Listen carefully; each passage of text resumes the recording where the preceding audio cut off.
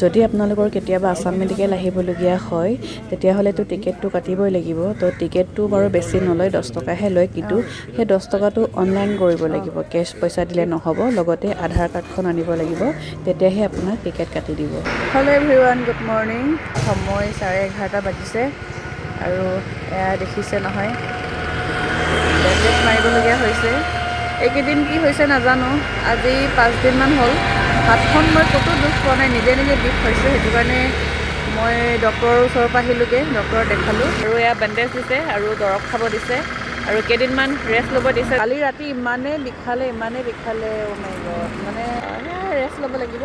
আৰু যদি আপোনালোকে আসাম মেডিকেলত যায়, অনলাইন কৰি দিব লাগিব, কেছ নহ'ব। লগতে আধাৰ কাৰ্ডখন লৈ যাব, আধাৰ কাৰ্ডখন দিলেহে আপোনাক টিকেট কাটি দিব।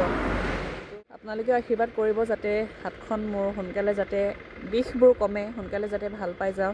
যিহেতু স্কুটি চলাব নোৱাৰিম, স্কুটিটোৱে মোৰ জান হয় আৰু স্কুটিতে চবফালে অহা যোৱা কৰিবলগীয়া হয়।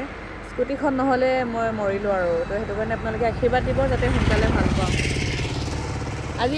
আজি মই একদম লাহে লাহে স্কুটি বহুত কষ্টত চলাই আহিলোঁ, যিহেতু মানুহজনো ঘৰত নাই। কালিতো মই চলাবই নোৱাৰিলোঁ, কালি এফালে গৈছিলোঁ স্কুটি চলাই, ক'ৰবাত যাবলগীয়া আছিলে। হাতখন ইমানেই বিষ, মানে হৰণটোকে বজাব পৰা নাই, ব্ৰেকটোকে মাৰিব পৰা নাই, তো কেনেকৈ চলাম। সেইটো কাৰণে আধা ৰাস্তাৰ পৰাই ঘূৰি আহিলোঁ আৰু আজি এনেকৈ নহ'ব বুলি ভাবি মেডিকেল আহিলোঁ, দেখাই আহিলোঁ, ভাল হ'ল আৰু এতিয়া মই দৰৱ খাব লাগিব।